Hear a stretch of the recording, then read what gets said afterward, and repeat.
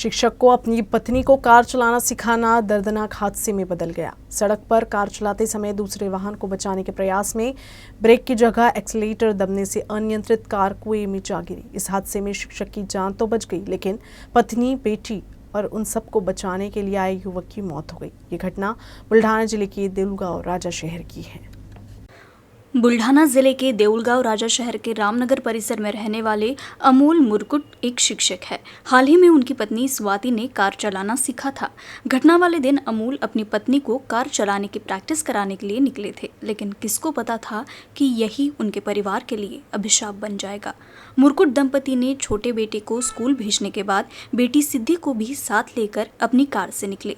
Chikhli bypass मार्ग पर अमोल ने अपनी पत्नी को कार चलाने के लिए दे दी, लेकिन हाल ही में ड्राइविंग सीखी स्वाति को ब्रेक और एक्सीलरेटर की प्रैक्टिस थोड़ी कम थी और यही उनके लिए जानलेवा साबित हुई।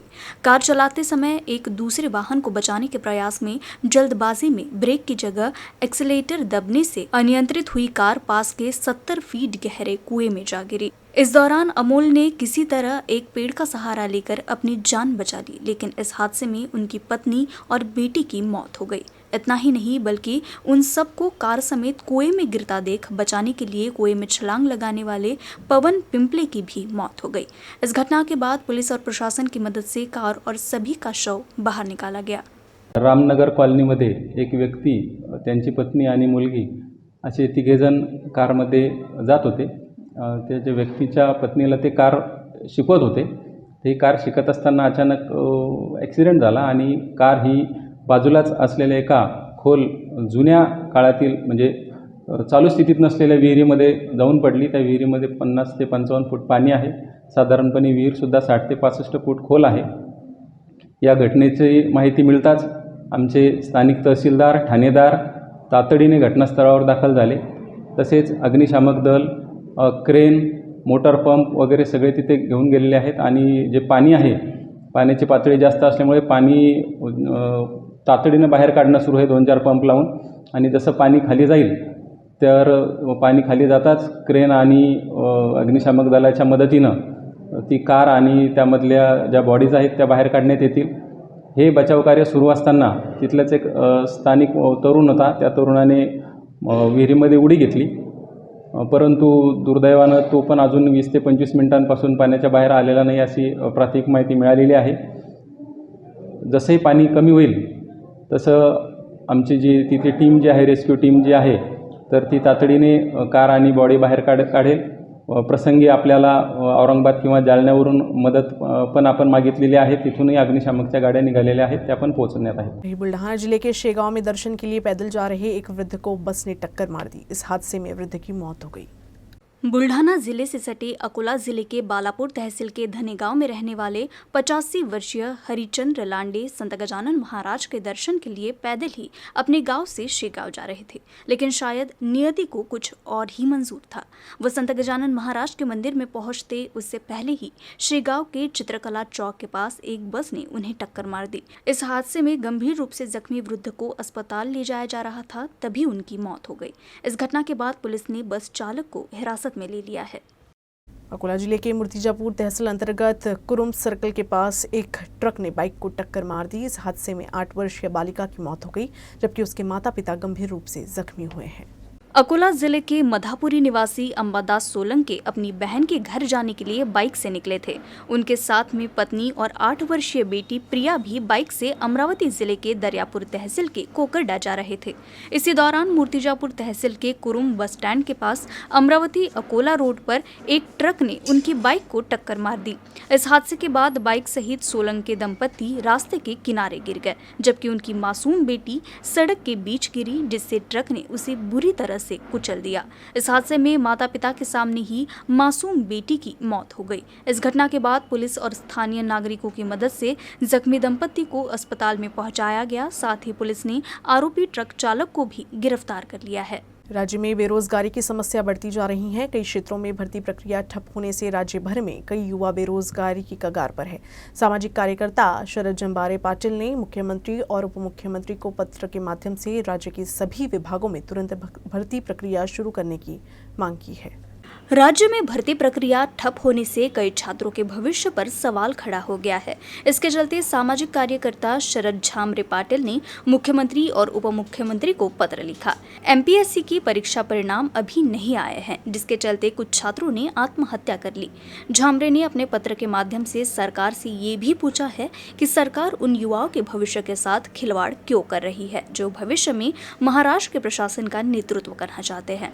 उन्होंने ये भी सवाल पूछा कि इन भर्तियों के लिए पिछले कई सालों से मेहनत कर रहे युवाओं को सरकार कब न्याय देगी। इसके साथ ही स्वास्थ्य विभाग के रिजल्ट नहीं लगने से छात्र मायूस हो गए हैं। राज्य के छात्रों में किसानों के बच्चों की संख्या अधिक है। किसान अपने बच्चों को कठिनाइयों से बाहर रास्ता खोज कर पढ़ाते हैं। झामरे ने मांग की कि राज्य के संवेदनशील मुख्यमंत्री और उप मुख्यमंत्री इस मुद्दे को जल्द से जल्द सुलझाए और परीक्षार्थियों के लिए नौकरी का रास्ता सुगम करे। साथ ही झामरे ने इस पत्र के जरिए सरकार को चेतावनी भी दी है कि छात्रों के रोष के लिए राज्य सरकार जिम्मेदार होगी। जिल्हाधिकारी महोदयांना निवेदन दिलं आहे। त्यामध्ये सरकारने जे रखडलेली भरती प्रक्रिया आहे ते पुन्हा नव्याने सुरू करावे, जेणेकरून जे स्टे दिले आहे ते स्टे उठवावे। विद्यार्थ्यांचं होणारं नुकसान याकडे लक्ष देऊन ते नुकसान न व्हावं यासाठी सरकारने लक्ष दिलं पाहिजे। आदरणीय मुख्यमंत्री उपमुख्यमंत्र्यांनी या विषयाकडे गांभीर्याने लक्ष देणे उचित आहे।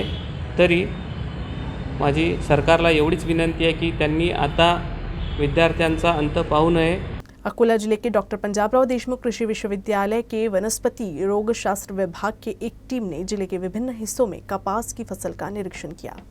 अकोला जिले के डॉक्टर पंजाबराव देशमुख कृषि विश्वविद्यालय वनस्पति रोगशास्त्र विभागाध्यक्ष प्रोफेसर डॉक्टर श्याम सुंदर माने सहित professor doctor Shrikant Brahmankar, doctor Sunil Ingle और डॉक्टर सचिन शिंदे, डॉक्टर मिलिंद जोशी ने 2 और 3 नवंबर को मानोरा, कारंजा लाड, शेलू, बार्शीटाकली, मंगरूल पीर, महान, दरियापुर, भैंसांग, दहीहांडा, अकोट का दौरा किया और फसलों का निरीक्षण किया। इस दौरान उन्हें कपास की फसल पर हर तरफ बीमारी का प्रकोप नजर आया। उन्होंने कहा कि यह रोग अमेरिकी कपास पर भी बड़े पैमाने पर देखा जा रहा है। कपास की फसल में पत्तियों पर सफेद और लाल धब्बे देखे जा रहे हैं और यह रोग म्यूलेरिया एरियोलाई फंगस के कारण होता है। खामगांव शहर के रेलवे गेट परिसर में अतिक्रमण करने पहुंची टीम को अतिक्रमण धारकों के विरोध का सामना करना पड़ा। इस दौरान एक व्यक्ति ने अतिक्रमण के खिलाफ शुरू कार्रवाई के विरोध में पुलिस के सामने ही आत्मदहन की कोशिश की। वो तो गनीमत रही कि पुलिस ने तत्परता दिखाते हुए उसे हिरासत में ले लिया, जिससे बड़ा अनर्थ टल गया। खामगांव शहर में अतिक्रमण के खिलाफ प्रशासन ने पुलिस की मदद से कार्रवाई शुरू कर दी है। इसी क्रम में शुक्रवार को रेलवे गेट परिसर में कोर्ट की जमीन पर से अतिक्रमण हटाने के लिए नगर पालिका प्रशासन और पुलिस की टीम पहुंची थी, लेकिन यहां पिछले लंबे समय से अतिक्रमण करने वाले लोगों ने इस कार्रवाई का विरोध किया। दीपक परदेशी नाम के व्यक्ति तो कोर्ट के आदेश के बाद अतिक्रमण खाली करने को राजी नहीं थे। बार बार नोटिस दिए जाने के बाद भी सरकारी जमीन से ये अतिक्रमण नहीं हटाए जाने पर कार्रवाई के लिए पहुंची टीम के सामने उसने जमकर हंगामा किया। इतना ही नहीं बल्कि सबके सामने ही अपने ऊपर पेट्रोल डालकर आत्मदाह की कोशिश की। वैसे पुलिस ने उसे तुरंत हिरासत में लिया, जिससे बड़ा अनर्थ टल गया। अकोला जिले में 2017 के ग्राम पंचायत चुनाव में चुनाव परिणाम के बाद भी चुनावी खर्च की जानकारी नहीं देने वाले 484 उम्मीदवारों पर जिलाधिकारी ने कार्रवाई की है। इस कार्रवाई के तहत ये सभी लोग अब आगामी ग्राम पंचायत चुनाव के लिए अपात्र घोषित किए हैं। ग्राम पंचायत चुनाव लड़ने वाले उम्मीदवारों को चुनाव परिणाम घोषित होने के 30 दिनों के भीतर संबंधित तहसीलदारों को चुनाव खर्च की जानकारी देना अनिवार्य है।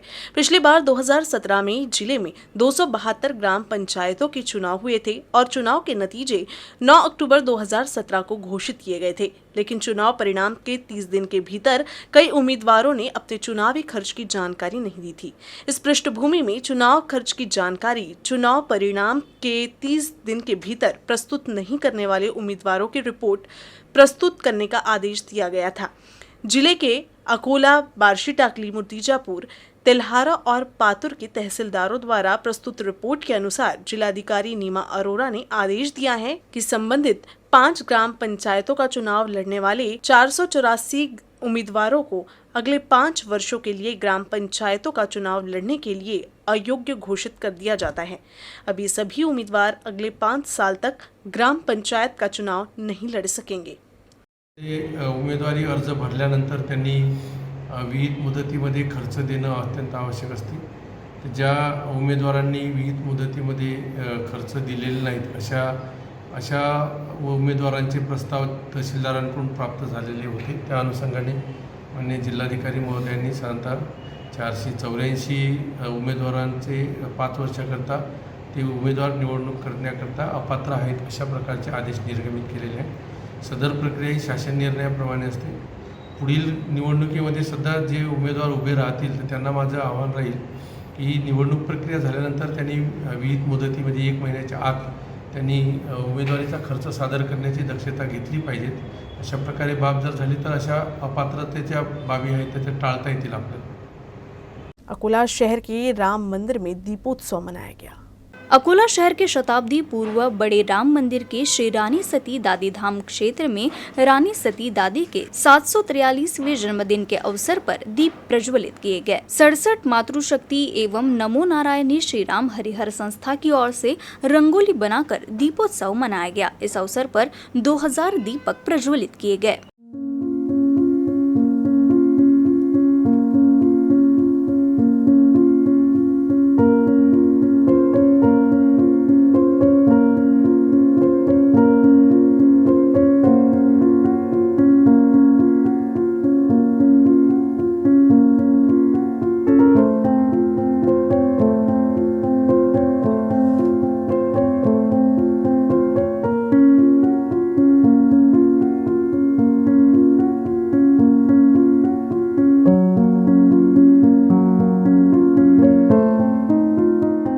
अकोला रोगी कल्याण समिति के सदस्य और वंचित बहुजन अघाड़ी के पदाधिकारी पराग गवई ने 4 अज्ञात शवों का अंतिम संस्कार किया।